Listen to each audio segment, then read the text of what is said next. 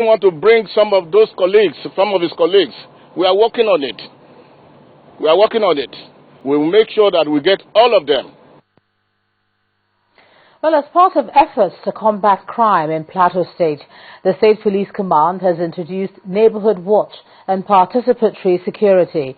Briefing journalists at the State Police Headquarters in Jos, the state capital, the State Commissioner of Police, Mr. Chris Olakwe, says about 30 armed robbers have been arrested since the operation began. We are not resting on our oars. We are working in partnership with the members of the public to share intelligence and to network together in our bold steps to curtail the level of criminality, and bring it down to the lowest level.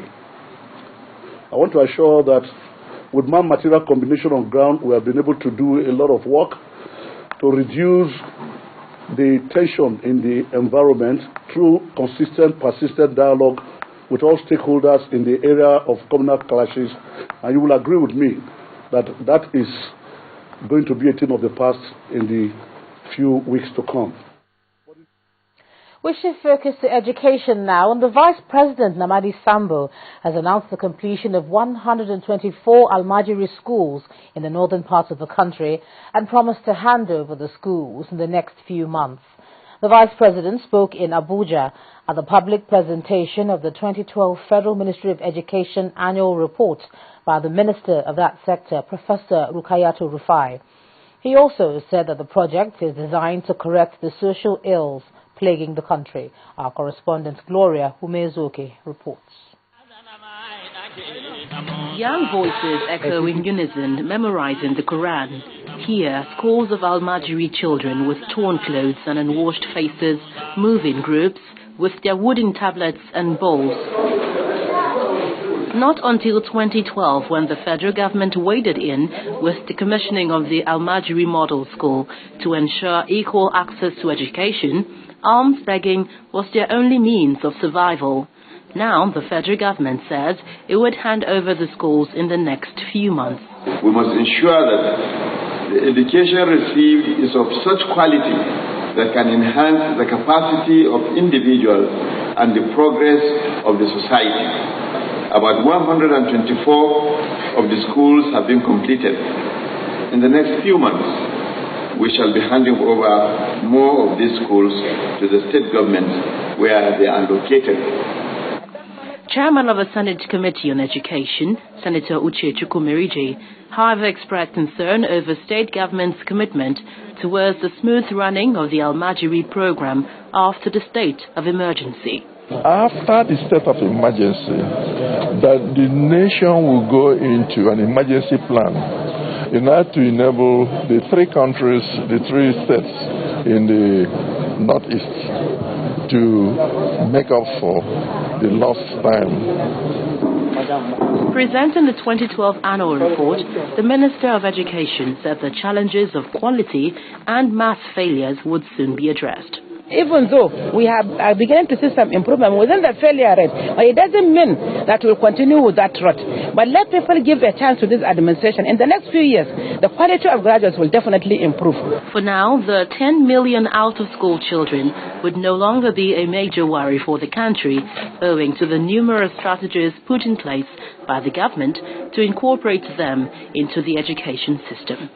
Gloria Umezuki, Channels Television News. Well, the dwindling standard of education is as a result of the neglect of the system. This was the general view at the public lecture and launch of a foundation to mark the 80th birthday of Mr. Gamaliel Onosode. The guest lecturer and governor of the central bank, Mr. Lamido Sanusi, noted that there is a need to invest wisely in the sector to improve the quality of teachers in the country. I can hear the voice of Jesus. Academics, captains of industry, government functionaries and other eminent personalities gather not only to celebrate a national treasure, but also to focus on a national problem. I am satisfied with you. The dwindling standard of education is a subject that's not strange to this elite gathering. Out of every 6 children in the world, who don't have access to basic education, one is Nigeria. Once a country, any country, loses sight of the primary importance of merit and competence, it is on the way down. Our last budget allocated 9% for education. At the same time, Ghana allocated 31%. But it's easier to get allocation than buying life of politicians. It's that country. Because without education, the country cannot produce the necessary ingredients for growth and development. In an ironic twist, a member of the political elite pointed accusing fingers at the country's leadership for the near failure of the sector. If you are talking about defalcation or malversation in educational institutions, you find it resonant in the political class. If we get the leadership question right, then we get every other thing right. In spite of these accusations, there are those who believe that rulers and the governed alike have their part to play in solving the problem. Never give up on Nigeria. Never. Do not join the multitude to do evil. Stick to doing what you know is consistent with value. The teachers who are going to deliver and raise up the children, they have to be trained so that they will be experts, they will be confident, and they'll be comfortable. Organizers of this lecture, the Gamaliel and Susan Onosode Foundation, have one great passion: to raise the standard of education in Nigeria to secure the future of the Nigerian child.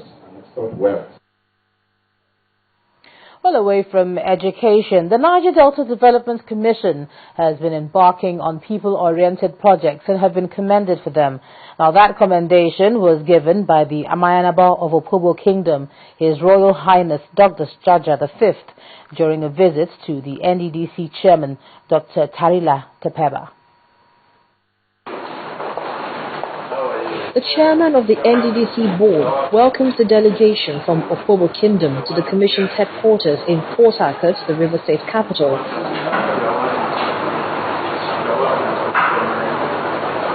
And after both parties settled down, the monarch tells the chairman the purpose of his visit. I would like to thank the NDDC really for all the projects that you are taking. Those projects are projects that are quite community-oriented.